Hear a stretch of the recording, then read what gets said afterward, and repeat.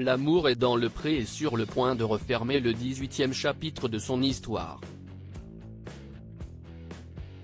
Avant cela, Karine Le Marchand tient à ce que l'expérience des candidats de cette saison serve aux futurs participants lors de la première partie du bilan de l'émission, diffusée ce lundi 13 novembre. À l'heure du bilan, L'amour est dans le pré revient sur les beaux moments des aventures des candidats mais n'hésite pas à pointer les problèmes ou les difficultés rencontrées. C'est par la voix de son animatrice, Karine Le Marchand, que l'émission tente de comprendre ce qui a pu dysfonctionner dans certaines relations.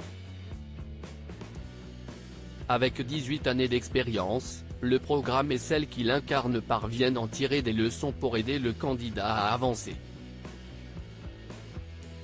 Cette année, la présentatrice de La France a un incroyable talent à souhaiter aussi que les expériences malheureuses des agriculteurs de cette année servent les futurs participants à l'émission de M6. Je m'adresse aux agriculteurs de la saison prochaine, Karine Le Marchand alerte les candidats de L'amour et dans le pré au terme de la première partie du bilan diffusé lundi 13 novembre sur M6, Karine Le Marchand est revenue avec Roméo sur son aventure dans l'émission et son histoire avec Sophie. Une idylle qui a pris fin.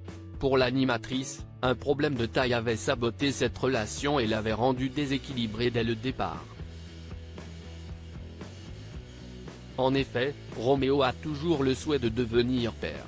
Après avoir demandé à l'agriculteur de dire clairement quelle est sa priorité dans une relation, elle ajoute aussi depuis le début, tu étais honnête avec toi-même, tu aurais dit, ma priorité est de rencontrer des femmes qui font des enfants au risque de ne pas avoir de courrier peut-être explique-t-elle.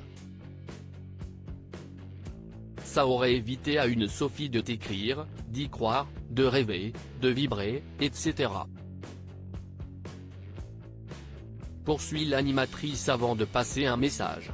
Karine Le Marchand bien décidée à ce que les candidats de L'amour et dans le pré ne passent pas pour des goujats. Je m'adresse aux agriculteurs de la saison prochaine, s'il vous plaît, prenez le temps avant de nous rencontrer de définir quelles sont vos priorités parce que du coup, vous n'avez pas forcément les bons comportements demande-t-elle. En prenant à témoin Jean-Paul, Olivier et Roméo assis devant elle, elle conclut, vous passez pour des goujats, parce qu'au fond les personnes qui vous ont écrit ne correspondent pas à vos attentes. Un avertissement qui, souhaitons-le portera ses fruits l'année prochaine.